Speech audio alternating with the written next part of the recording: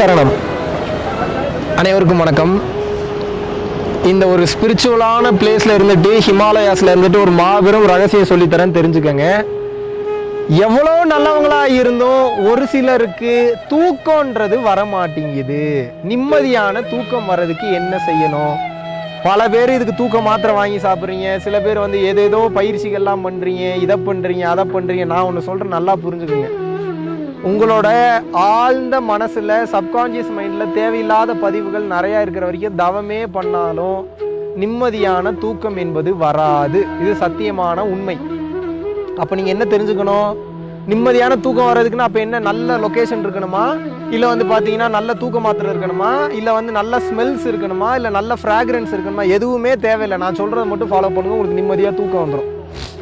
டெய்லியும் உங்களால் முடிஞ்ச அளவுக்கு குறைஞ்சது ஒரு 4லேருந்து ஒரு 5 பேர்கிட்டையாவது நல்ல வார்த்தை 4 வார்த்தை சொல்லுங்க. உங்கள் வாயிலிருந்து நல்ல வார்த்தை சொல்லுங்க. அது நடக்கலனாலும் பரவாயில்ல, நல்ல வார்த்தை சொல்லுங்க. பாசிட்டிவாக 4 வார்த்தை சொல்லுங்க.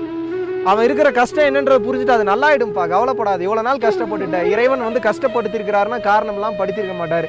இனிமேல் நல்லா இருக்குன்னு ஒரு நல்ல வார்த்தையை சொல்லி பழகுங்க ஒரு 4-5 பேர்கிட்ட. அந்த வார்த்தைகள் அவன் மனசுல போய் பதிஞ்சு, அவன் மனசுல அந்த நல்ல வார்த்தை பதிஞ்சோன்னே அவன் எப்ப வீட்டுக்கு போறானோ, அப்ப எப்பெல்லாம் உங்களை நினைச்சு பாக்குறானோ அப்பெல்லாம் உங்களுக்கு நிம்மதி வரும். இந்த பிரபஞ்சம் அப்படிதான் செயல்படுது. இன்னொருத்தனுக்காக நீங்க நல்லா இருக்கலாம்னு நினைச்சு அவன் நல்லா இருக்கிறான், இருக்கல ரெண்டாவது.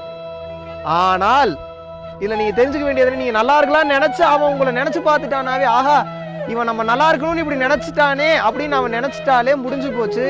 உங்களுடைய கர்ம பதிவுகள் கொஞ்சம் கொஞ்சமா குறையும். இது மட்டும் இல்லாம நீங்க நினைச்சிட்டு இருக்கீங்க நீங்க ரொம்ப நல்லவரு, நான் யாரையும் கெடுதல் நினைக்கிறது இல்லை, எனக்கே என் மைண்டு ட்விஸ்ட் பண்ணுது. உங்களுக்குலாம் எப்படி பண்ணாம இருக்கும்? உங்களையே அறியாம யாரோ ஒருத்தங்க வளர்றாங்கனாலோ, ஒரு நல்ல போட்டோஸோ நல்ல வீடியோஸோ, இல்லை பார்த்தீங்கன்னா வேற ஏதாவது பாசிட்டிவான விஷயங்கள் பண்றாங்க, வெளியூர் போறாங்க வர்றாங்க அப்படின்னா நீங்க நல்லா நோட் பண்ணியிருந்தீங்கன்னா தெரியும். உங்களையே அறியாம உங்களோட ஆள் மனசு ஐயோ இவன்லாம் போறானேன்னு சொல்லிட்டு லைட்டா ஒரு பொறாம ஒன்று படும்.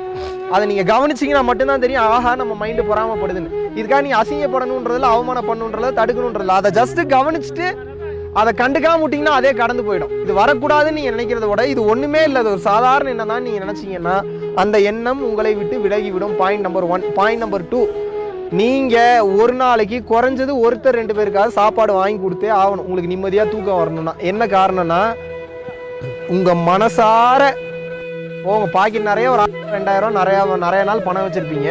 ஆனா என்னைக்காவது நல்லா சாப்பாடு வாங்கி தரணும்னு நீங்க நினைச்சிருப்பீங்களா? நீங்க சாப்பிட்ற மாதிரியே நல்ல சாப்பாடு யாருக்கா வாங்கி தரணும்னு நினைச்சிருப்பீங்களா? தன்னை போல் கவனின்னு வள்ளலார் சொல்றாரு. தன்னை போலவா கவனிச்சிங்க மற்றவங்களை, நீங்க தனக்கு மேலேயும் கவனின்ற. நான் இப்போ நம்ம பரம்பொருள் ஃபவுண்டேஷன்ல யூஸ் பண்ணக்கூடிய எண்ணெய், செக்கில் ஆட்டின எண்ணெய், high quality food, high quality groceries, high quality சிங்கப்பூருக்கு என்ன ஏற்றுமதி செய்வாங்களோ அந்த மாதிரி எல்லாமே A1 குவாலிட்டியில தான் நம்ம பண்றோம். அவ்வளோ குவாலிட்டியான ஃபுட்டு, குவாலிஃபைடான ஃபுட்டு வீட்டில் கூட பண்றது இல்லை. எதனால இப்படி பண்றோன்னா, வள்ளலார் சொன்னது போல தன்னை போல் கவனிங்கிறாரு. தனக்கு மீறியும் கவனிக்கணுன்ற கட்டத்துக்கு நாம் வந்து விட்டோம். இது ஒண்ணு. இது எல்லாத்தையும் தாண்டி அந்த மாதிரி ஒவ்வொரு வாலண்டியர்ஸும் போய் ஃபுட்டை கொடுக்கும்போது பல பிரச்சனைகள், பல கஷ்டங்கள், பல கவலைகள்ல இருந்து அவங்களோட கடன் பிரச்சனை ஆல்மோஸ்ட் குறைஞ்சிக்கிட்டே வந்துருச்சு. எப்படி அவங்களோட பிசினஸ் நல்லா விருத்தியாக ஆரம்பிச்சிருச்சு. சிசிடிவி மாட்டிட்டு இருந்தவரோட பிசினஸ்லாம் வேற லெவல்ல போயிடுச்சு, எங்கேயோ போயிடுச்சு.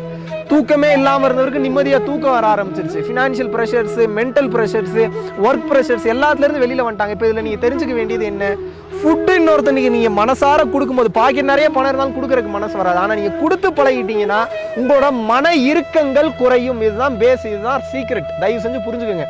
மனசார கொடுத்து பழகும் போது மன இறுக்கம் உடைந்து கல் போன்று இருக்கக்கூடிய இதயம் லேசாக மாறும்.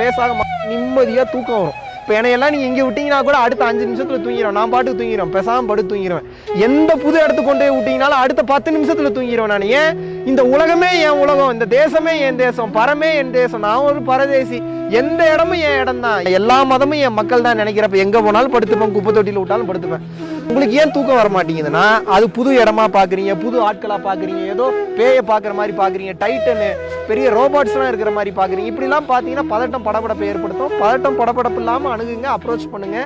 எல்லா இடமும் இடம் போல கருதுங்க. யாதும் ஊரே யாவரும் கேளீர்னு கணியன் பூங்குனார் சொன்னது போல எல்லாமே என் உலகம், எல்லாமே என் மக்கள்ன்ற தன்மைக்கு வரும்போது மிக உயர்ந்த ஞானத்திற்கு சென்று விடுவீர்கள். எதுவுமே உங்களை பாதிக்காது. அப்படியே பறப்பிங்க ஆகாயத்துல. இதுதான் தூங்குறதுல இருக்கக்கூடிய ரகசியமும், இதுதான் தூக்கத்திலேயே பறக்கிறதுல இருக்கக்கூடிய ரகசியமும் இதுதான். நன்றி, வணக்கம்.